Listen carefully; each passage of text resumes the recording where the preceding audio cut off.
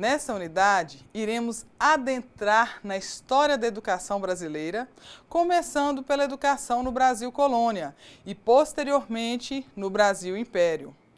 O nosso objetivo nesta unidade será levar vocês a compreenderem o processo em que ocorreu a construção da história da educação brasileira e reconhecer as diferentes formas educacionais e legais na história do Brasil, identificando as características da educação jesuítica e pombalina no período da colonização brasileira, assim como das características ocorridas no período monárquico.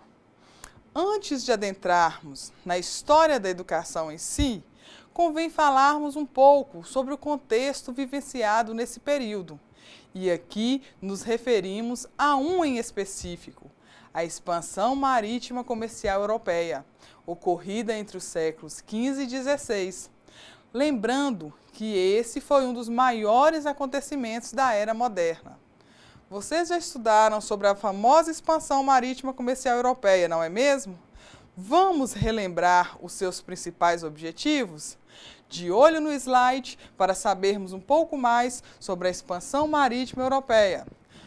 A expansão tinha por objetivo obter riquezas, tanto pela exploração da terra como pela escravidão de outros seres humanos. Tinha a pretensão de expansão territorial, queria também a difusão do cristianismo e aventuras e superação do perigo do mar. Então, pessoal, o que nós podemos ver? Que a expansão marítima comercial foi uma união de interesses entre diversos segmentos da nossa sociedade.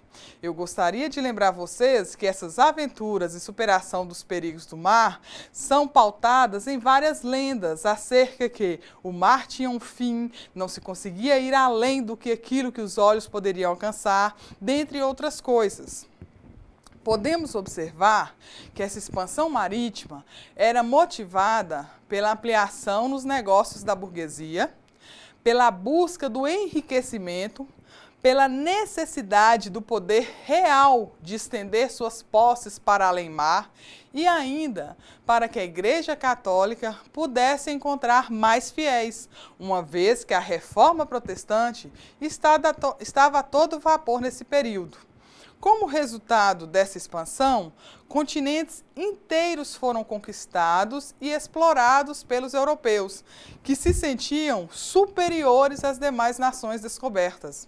A necessidade da propagação da fé católica aliou-se às demais necessidades do período, culminando com a necessidade de educar os povos recém-descobertos para a conversão. Assim, a educação entra em cena, levada a cabo pelos jesuítas, exercendo a hegemonia da mesma nesse período. Mas como tudo isso ocorreu? Vamos conhecer um pouco mais sobre o período educacional jesuítico no Brasil? Vamos lá? De olho no slide para sabermos um pouco mais sobre o período jesuítico no Brasil. Ocorreu de 1549 a 1759. Os jesuítas foram considerados os primeiros educadores brasileiros. Foram comandados primeiramente pelo padre Manuel de Nóbrega. Posteriormente tivemos outros, mas cabe ressaltar o papel do padre Manuel de Nóbrega. Tinha por missão difundir a ideologia cristã e aumentar os domínios do reino. A educação nesse período foi utilizada como veículo de dominação. Então, pessoal, como vocês puderam perceber, foram 210 anos à frente da educação brasileira. Esse período compreende desde a chegada dos jesuítas ao solo brasileiro, em 1549, junto com o governo geral, comandados pelo padre Manuel de Nóbrega, até a sua expulsão, em 1759. A missão dada aos jesuítas foi difundir a ideologia cristã por meio da educação, para se tornar mais fácil a dominação dos nativos recém-descobertos, assim como contribuir para o aumento dos domínios do reino, uma vez que, Quanto menor a resistência, maiores seriam as conquistas. Uma dica bacana para que você possa imergir nesse Brasil aqui falado e conhecer de perto o trabalho dos jesuítas é o filme A Missão, dirigido por Roland Joffé. Vale a pena conferir, pessoal. Bom, dando prosseguimento aos nossos estudos sobre esse início da educação brasileira, vamos agora conhecer um pouco mais sobre a influência jesuítica em nossa sociedade. Vamos lá? Qual seria a proposta de educação criada pelos jesuítas para o nosso país? Manuel de Nóbrega, líder dos jesuítas, forjou um plano de ensino para a nossa nação. Esse plano fundamentava-se no ensino do português, na doutrina cristã e no ensino da leitura e da escrita. Essa modalidade ficou conhecida como ensino básico. Após essa primeira etapa de estudos, o aluno ingressava no estudo da música instrumental e do canto orfeônico, um tipo de canto coletivo amador, tendo esse nome em homenagem a Orfeu, deus da mitologia grega, que encantava e amansava as feras com sua música. Após essa etapa de estudo, o aluno encontrava-se pronto para prosseguir seus estudos de gramática, completando depois sua formação nas universidades europeias. Os alunos que não tinham condições ou pretensão de continuar seus estudos poderiam finalizá-los com o aprendizado de uma profissão ligada à agricultura. Diferentemente do que se pensa, as escolas dos jesuítas não se limitaram apenas ao ensino das primeiras letras. Simples e chique, não é mesmo, pessoal? Mas quais os outros cursos que existiam nesse período aqui no Brasil? Vamos conhecê-los? De olho no slide para sabermos um pouco mais sobre os cursos existentes no Brasil. Nós tínhamos aqui curso de letras e filosofia, que eram considerados secundários. E tínhamos também o curso de teologia e ciências sagradas, consideradas de nível superior, destinados à formação de sacerdotes. No curso de letras, estudava-se gramática latina, humanidades e retórica. Já no curso de filosofia, eram prioridades os estudos de lógica, metafísica, moral, matemática, ciências físicas e naturais. Ao adotar a educação como sua missão, a Igreja Católica tinha por objetivo impedir o avanço de novas crenças, pois viam na leitura, ou passaram a ver, a possibilidade dos fiéis terem contato direto com as leituras bíblicas e, assim, manter viva a sua fé católica. Cabe ressaltar, pessoal, que a Escola das Primeiras Letras, aqui no Brasil, foi um dos instrumentos utilizados pelos jesuítas para o alcance dos objetivos, que era a difusão e a conservação da fé católica entre os senhores de engenho, colonos, negros, escravos e índios. A atuação jesuítica no Brasil teve um caráter ambíguo, pois educavam e instruíam os filhos da elite colonial, ao passo que buscavam colonizar o índio e o negro, especialmente o indígena, oferecendo uma educação excludente. Para uns, era a possibilidade de domínio por meio do conhecimento. Para os outros, era o ser dominado pela aceitação e subserviência. Outro fato ambíguo, a escolarização jesuítica voltava-se mais para a exposição e a divulgação da doutrina católica, ou seja, a catequese. Tinha por base de leitura os textos da Bíblia Sagrada. Eram também esses suportes para as práticas educativas orais. Entretanto, engana-se quem pensa que essa educação imposta pelos jesuítas foi prontamente aceita, pois não foi. Os indígenas, especialmente as crianças, não se submeteram com facilidade à cultura proposta pela Companhia de Jesus. Ressaltamos que a ação educacional dos jesuítas sobre os indígenas se resumia à cristianização e à sua pacificação para que se tornassem dóceis, facilitando seu engajamento no trabalho agrícola, mas nem sempre foi acatada com louvor. A forma de ensinar dos jesuítas também sofreram grandes críticas. Segundo Aranha, 1990, uma das características mais criticadas do ensino proposto por eles foi a separação entre a escola e a vida. Os jesuítas mostravam-se excessivamente conservadores, mantendo-se indiferentes às controvérsias do pensamento filosófico moderno. Eles não buscavam relação do que ensinavam com as questões cotidianas, o que dificultava a aprendizagem. A concretização da ação escolarizadora dos jesuítas no Brasil foi a criação dos colégios. Esses se direcionavam principalmente à formação da elite dirigente colonial. Em seus ensinamentos, os jesuítas menosprezavam o estudo da história e da matemática. Como pode? Consideravam essas ciências como vãs. A metodologia adotada no desenvolvimento e estudo dos textos não permitia que os alunos desenvolvessem o espírito crítico.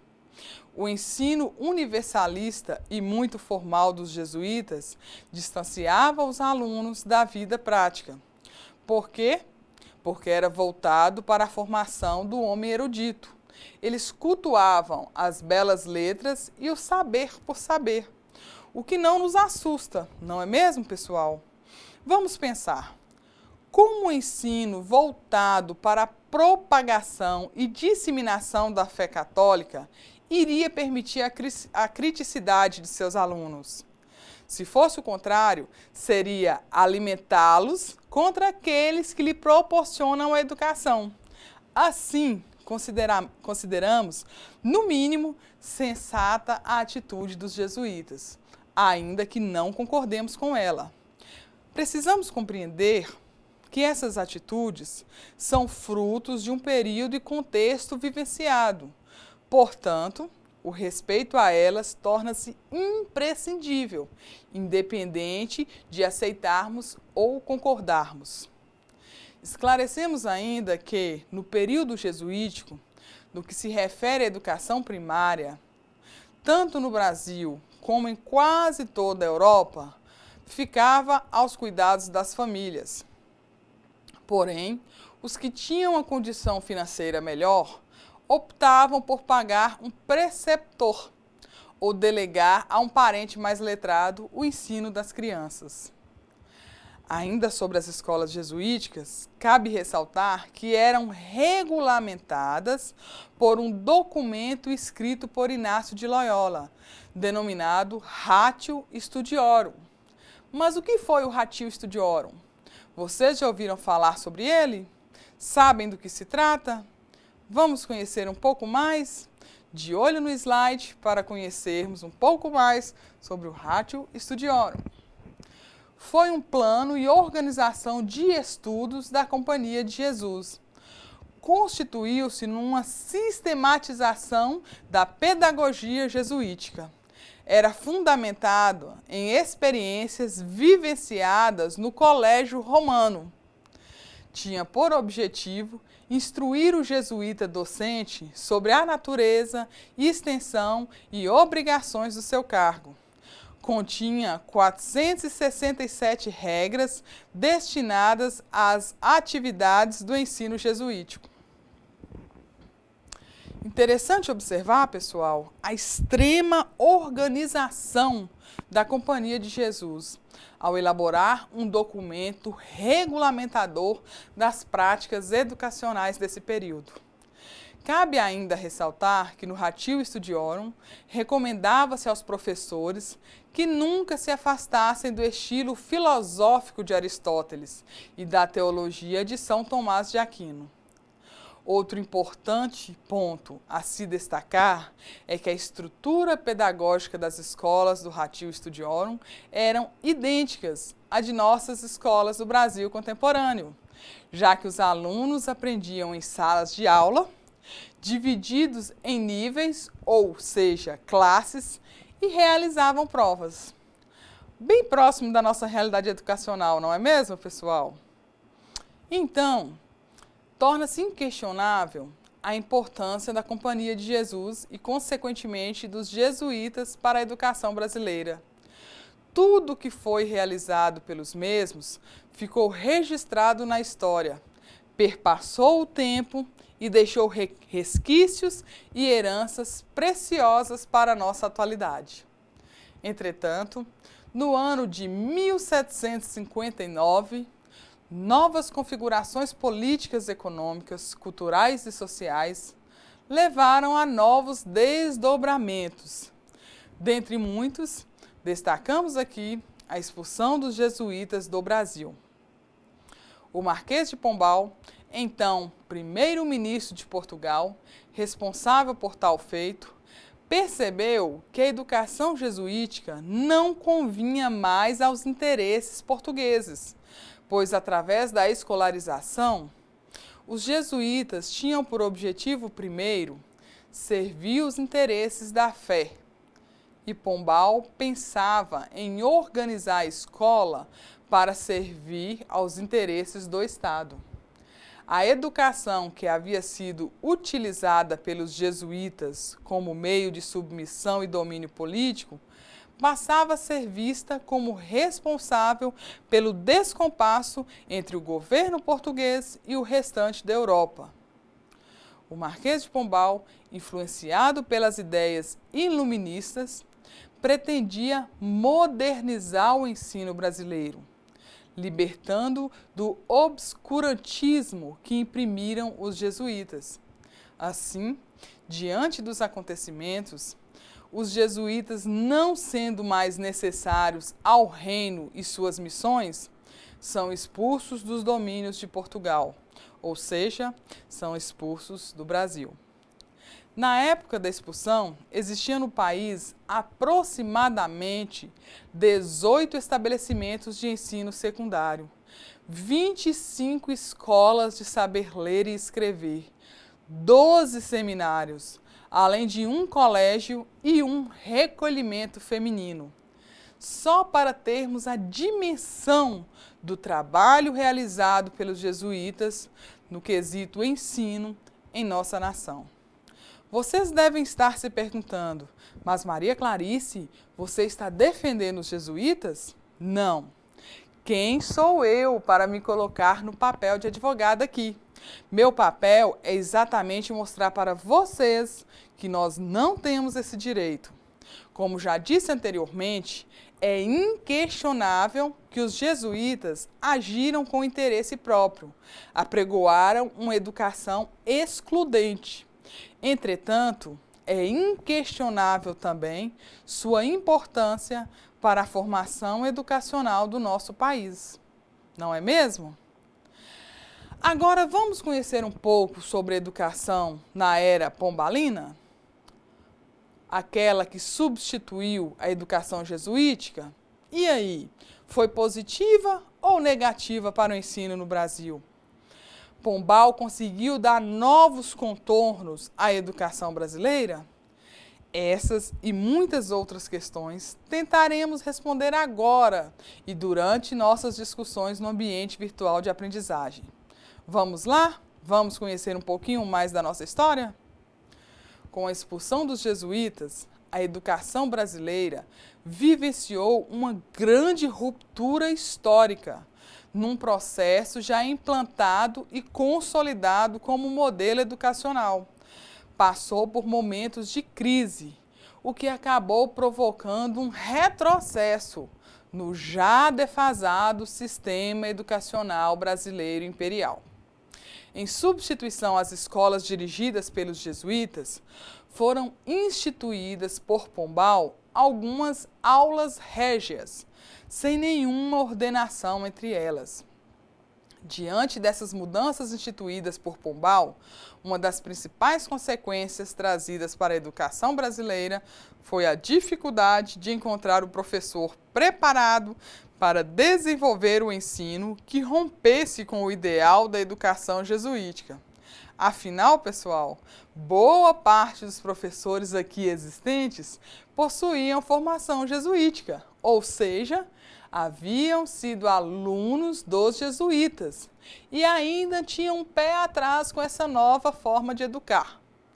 Entretanto, ao longo dos séculos XVI e XVII e até meados do século XVIII, foi notável a expansão da educação no Brasil, tendo por base os colégios subsidiados pela coroa portuguesa e construído em locais diversos, como Salvador, Rio de Janeiro e São Paulo. Mas como ficou a educação brasileira na era pombalina? De olho no slide para sabermos um pouco mais sobre a educação brasileira na era pombalina. Pombal acreditava que a educação seria a solução para reerguer Portugal. Para isso, ele nomeia professores e estabelece planos de estudo e instrução. O ensino brasileiro é modificado para sistema de aulas régias de disciplinas isoladas. Há uma elaboração de um mapa com indicação das cidades, tipos de aula e números de professores necessários. Foram criadas nesse período 17 aulas de ler e escrever, distribuídas entre os 7 estados brasileiros. Observamos grandes mudanças, não é mesmo, pessoal? As aulas régias eram autônomas e isoladas, com professor único, e não se articulava com as outras. Ou seja, as aulas régias eram avulsas e se destinavam a estudo do latim, grego, filosofia e retórica. Nas aulas régias, eram os próprios professores que se organizavam seus locais de trabalho e somente após colocar sua classe para funcionar é que requisitavam do governo o pagamento pelo trabalho do ensino. Em 1808, com a vinda da família real portuguesa para o Brasil, o ensino brasileiro passa por novas modificações, uma vez que eram precisos adaptações para atender o grande número de portugueses que para cá vieram. Cabe ressaltar que, apesar das mudanças ocorridas e a tentativa do Estado de suprir o vazio deixado pelos jesuítas, a educação brasileira nesse período ficou extremamente comprometida. O analfabetismo e o ensino precário agravava-se com a democracia pombalina. A educação encontra-se à deriva e aumenta a distância entre os letrados e a maioria da população analfabeta em solo brasileiro. Terminamos, assim, um período de grandes acontecimentos educacionais no Brasil colônia. Agora, adentraremos para um novo contexto histórico, o Brasil Império. Diante das dificuldades encontradas no período anterior, será que conseguiremos superá-las nessa nova fase da história do Brasil? O que vocês acham? Vamos saber? Vamos lá! Como mencionado anteriormente, a chegada da família real ao Brasil, então colônia de Portugal, trouxe mudanças profundas à educação brasileira. A primeira medida tomada por Dom João VI, então rei de Portugal, foi instituir o ensino superior não teológico, visando atender às necessidades da corte que para cá vieram. Nesse mesmo período, surgiram também os cursos profissionalizantes em nível médio e superior. Cabe ressaltar, pessoal, que a tradição escolar brasileira, desde sua implantação, traz em si uma cultura elitista, cujo objetivo eram as classes dominantes e os interesses do governo. Ao criar as primeiras escolas de ensino superior, Dom João VI visava formar oficiais do Exército e da Marinha para a defesa da colônia. Foram criadas no Brasil Império universidades para formar engenheiros, médicos e militares. Criou-se ainda a Imprensa Régia, a Biblioteca Nacional e o Jardim Botânico. Com a corte portuguesa no Brasil, Dom João tomou uma série de medidas com o intuito de amenizar a vida dos portugueses aqui, assim como conseguir governar com mais tranquilidade. Apesar de sabermos que essas mudanças foram realizadas com o objetivo de facilitar e incentivar a permanência daqueles que vieram de Portugal, não podemos deixar de mencionar que foi o primeiro passo para mudanças significativas na estrutura política, econômica, educacional, cultural e social do nosso país. Foi o início do nosso caminho para a independência. Deixamos de ser colônia e passamos a ser império. Agora vamos conhecer um pouco mais sobre a estrutura da educação no Brasil Imperial? De olho no slide para sabermos um pouco mais sobre essa estrutura. A educação no Brasil Imperial foi estruturada em 3 níveis. O ensino primário destinava-se à escola de ler e escrever. O ensino secundário manteve-se com as aulas régias e o ensino superior não sofreu alterações. Após essa estruturação e adequações realizadas a partir do cotidiano vivenciado, ocorre a concretização do Ideal Nacional de Educação Pública, com a intervenção gradativa do Estado, que estabeleceu a Escola Elementar Universal leiga, gratuita e obrigatória. Inicia-se assim, pessoal, a tentativa de associar a educação ao bem-estar social. Em 1824, nós temos a nossa primeira Constituição outorgada, e nela um artigo dedicava-se especialmente à educação. O artigo 179, que dizia que a instrução primária deveria ser gratuita a todos os cidadãos. Assim, em 1827, foram construídas escolas de primeiras letras para se cumprir o que dizia a nossa primeira Constituição. Em outubro de 1827, tivemos a redação de uma nova lei que versava sobre o ensino elementar. Essa lei afirmava a educação como dever do Estado, além de falar sobre a distribuição racional do ensino para todo o território nacional. Contemplava apenas as escolas de primeiras letras e propunha o uso do método lancasteriano nas escolas. Mas o que foi esse método? Vocês já ouviram falar sobre ele? O método lancasteriano propunha um sistema de ensino mútuo, ou seja, um sistema baseado em monitoria. Nessa proposta, o ensino acontecia por ajuda mútua entre os alunos mais adiantados e os menos adiantados. Vocês conseguem ver traços do método lancasteriano em nossa atualidade?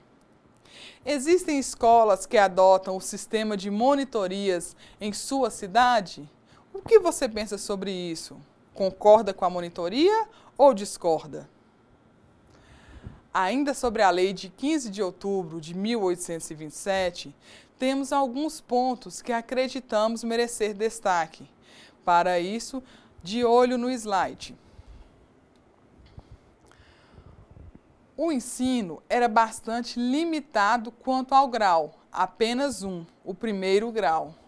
O objetivo dessa lei de 15 de outubro de 1827 era exclusivamente a alfabetização, ou seja, as primeiras letras.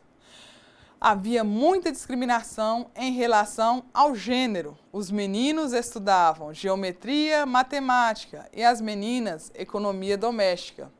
É interessante ressaltar que durante muito tempo em nossa educação não existia escola para meninas. Dizia-se que a mulher deveria ser criada para casar e não havia necessidade de estudos.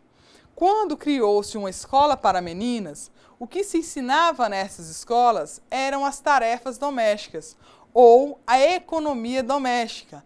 Era ensinado a cozinhar, bordar, para que pudessem cuidar bem dos seus maridos, seus filhos e de suas casas. Cabe ainda ressaltar um importante decreto, instituído em 1826. De olho no slide para sabermos o que falava esse decreto. O decreto de 1826 criou 4 graus de instrução: as pedagogias das escolas primárias, liceus, ginásios e academias. Propôs a criação de pedagogias em todas as cidades e vilas e previa exames para a seleção de professores para nomeação. Esse decreto, pessoal, trata-se da primeira lei geral relativa ao ensino elementar. Tornou-se um marco na educação imperial e passou a ser a principal referência para os docentes do primário e ginásio das províncias. Tratou dos mais diversos assuntos, como descentralização do ensino, remuneração dos professores e mestras, ensino mútuo, currículo mínimo, admissão de professores e escolas de meninas. Em 1834, é promulgada uma nova Constituição. Nela, a educação ganha um novo olhar das autoridades competentes, atendendo um número maior de famílias e de regiões.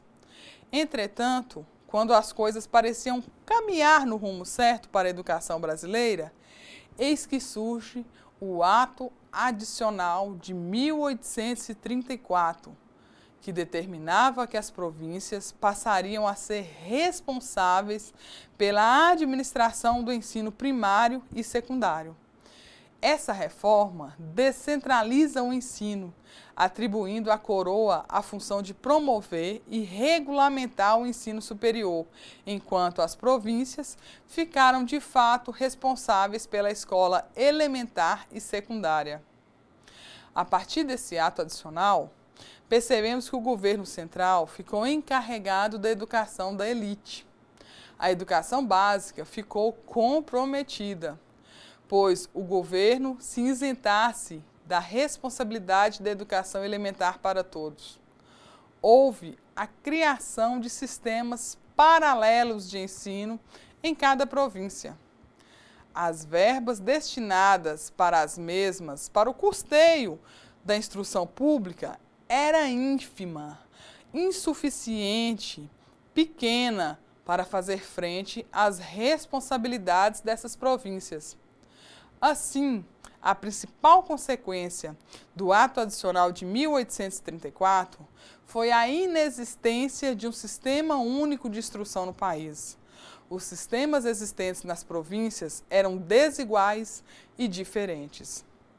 Como vocês podem ver, pessoal, durante a primeira metade do século XIX, não houve, no Brasil, uma proposta de educação sistemática, planejada. As mudanças tendiam a resolver problemas imediatos, que serviam para diminuir a defasagem da nova sede do Império em relação a outros países e para atender às demandas da coroa. A década de 1850 foi marcada por uma série de realizações relevantes para a educação institucional no Brasil. Vamos conhecê-las? A primeira delas foi a criação da Inspetoria Geral da Corte para orientar e supervisionar o ensino brasileiro. Era de responsabilidade desse órgão estabelecer regras para o exercício da liberdade de ensino e para a preparação de professores primários, reformular os estatutos dos colégios preparatórios no sentido de adequá-los aos padrões dos livros usados nas escolas oficiais. Duas características eram marcantes nesse período para o ensino: a carência de vínculos efetivos com a vida prática no ensino, ou seja, o ensino não preparava para a vida. E a segunda relaciona-se ao ensino ser mais voltado para os jovens do que para as crianças. Outro elemento marcante nesse período foi a Reforma Leôncio de Carvalho, de 1879, que instituiu a liberdade do ensino primário e secundário no município da Corte e a liberdade do ensino superior em todo o país. Por liberdade de ensino, a nova lei, baseada no decreto número 7.247, entendia que todos os que se achavam por julgamento próprio capacitados a ensinar poderiam expor suas ideias e adotar os métodos que os conviessem. A frequência aos cursos secundários e superiores no Brasil, nesse período, eram livres, de forma que os alunos poderiam escolher com quem queriam aprender e, após o término dos estudos, deveriam ser submetidos aos exames de seus estabelecimentos de ensino regulamentado. Vemos que o Decreto 7.247 de 1979 permitia que as instituições de ensino se organizassem por matérias, de modo que os alunos poderiam escolher as matérias que cursaria e as que julgassem desnecessárias diante do exame final. As escolas eram aconselhadas a serem rigorosas nos exames. Em 1879, Leôncio de Carvalho estabeleceu normas para o ensino primário, secundário e superior. Mas quais seriam essas normas? Vamos conhecê-la? De olho no slide para saber um pouco mais. A nova lei de 1879 defendia a liberdade de ensino, a liberdade de frequência, de credo religioso. Defendia também a criação das escolas normais e o fim da proibição de matrícula de escravos. Os vestígios do ensino imperial ainda estão presentes no modo de organizar o ensino secundário, que acompanha, para sua estruturação, o parâmetro oferecido pelos exames vestibulares. Como algo que está tão distante, pode parecer tão próximo, não é mesmo? Outra questão que nos chama a atenção nesse período é o caráter propedêutico assumido pelo ensino secundário. Entende-se por propedêutico o ensino organizado com o único objetivo de levar o aluno a um nível mais adiantado. É sempre um ensino preparatório para o acesso à universidade. Alguma característica com nossa atualidade? Esse seria um ensino próximo ao nosso? O que vocês pensam sobre esse tipo de ensino, pessoal? O ensino propedêutico, somado ao seu conteúdo humanístico, fruto da aversão ao ensino profissionalizante, fundamentado numa ordem social escravocrata, constituiu em um fator do atraso cultural das escolas brasileiras, até as décadas recentes, quiçá até a nossa atualidade. Em 1882, Rui Barbosa sugere a liberdade do ensino, o ensino laico e a obrigatoriedade da instrução, obedecendo às normas emendadas pela maçonaria internacional. Após a independência, em nome dos princípios liberais e democráticos, são redigidos planos visando nova política no campo da instrução popular. Mas, na prática, pouco se concretiza.